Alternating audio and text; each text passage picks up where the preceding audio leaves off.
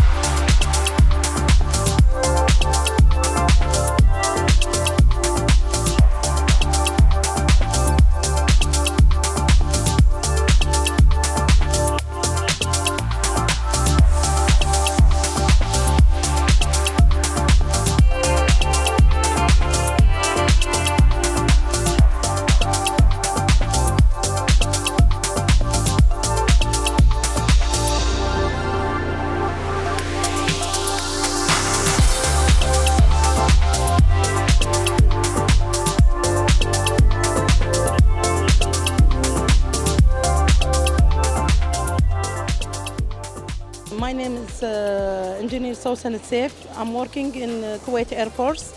This exhibition is divided in several sections. First of all, the museum, and of course, Lieutenant Colonel for the aircrafts. And here, we are especially working for the calibration. Calibration, we have something called in Sabhan, metrology. We are calibrating the Kuwait Air Force. We are calibrating electronic devices and also physics devices. Physics devices like gauge blocks, vernier caliber, signal generators, and of course in our labs we have many other items, but we couldn't bring it here. I think we will get more information about the other companies. Like here, this is the first time I come for exhibition. I see it from Turkey, from other companies. So we will get more information about the Army, whether it is Air Force, other sections.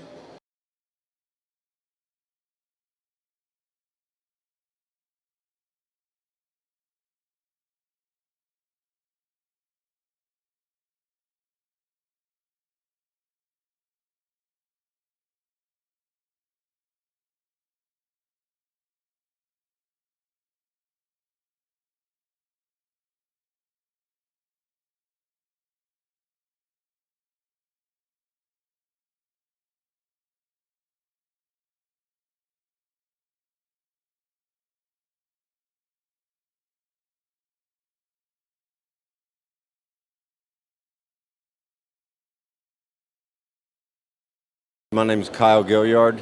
I'm a retired master diver, 30 years United States Navy.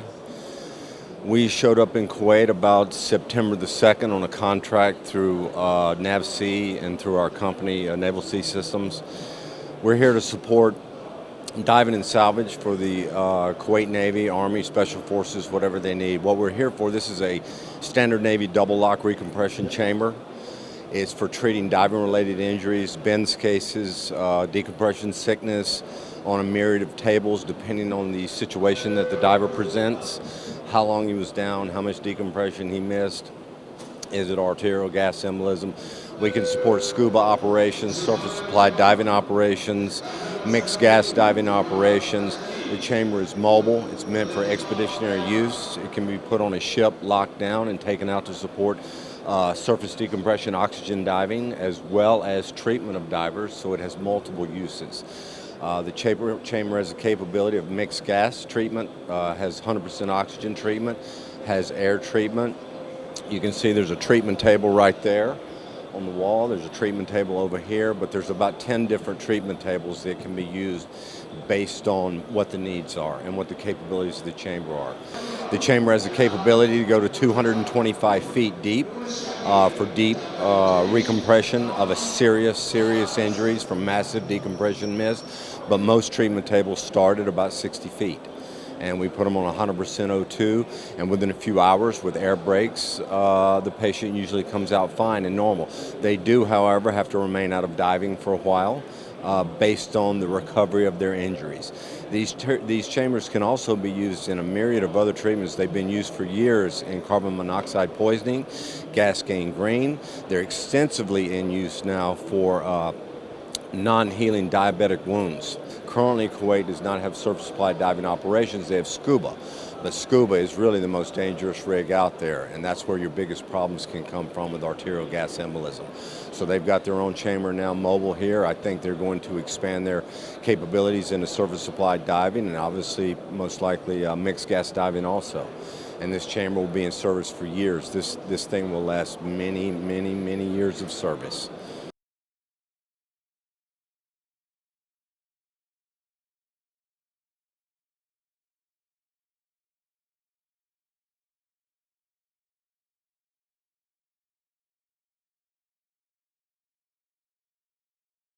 Captain Modar Al-Duwaj, Kuwait National Guard.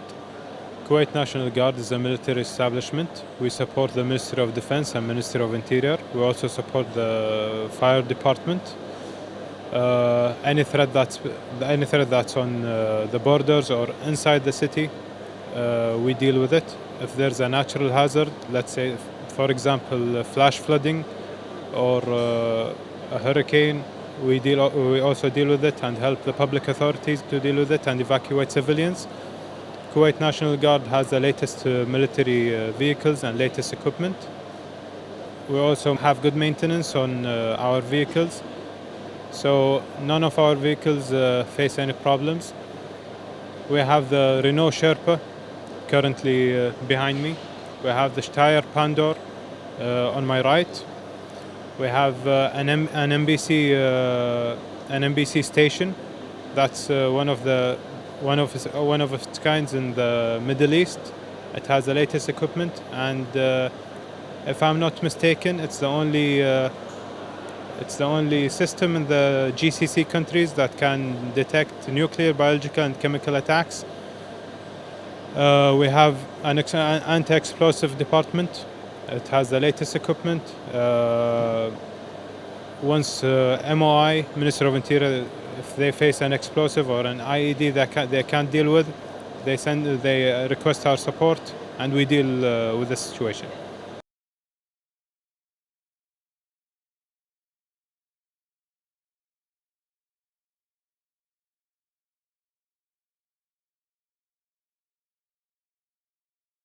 Hello, this is Mantrak from Chemical Defense Center.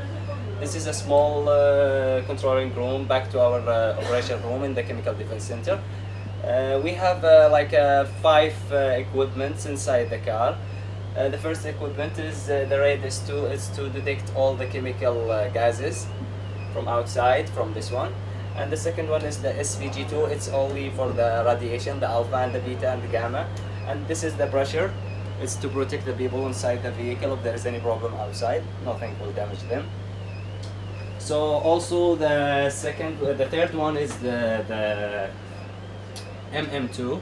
It's also chemical, but the difference between this one and the other one, this one can detect any solid or liquid or gas by this stick. So the last one is the biological. The biological is, we call it razor. You can take the symbol from there, and the symbol will be mixing with the water and will go inside the lab, and then you will find out what is the symbol.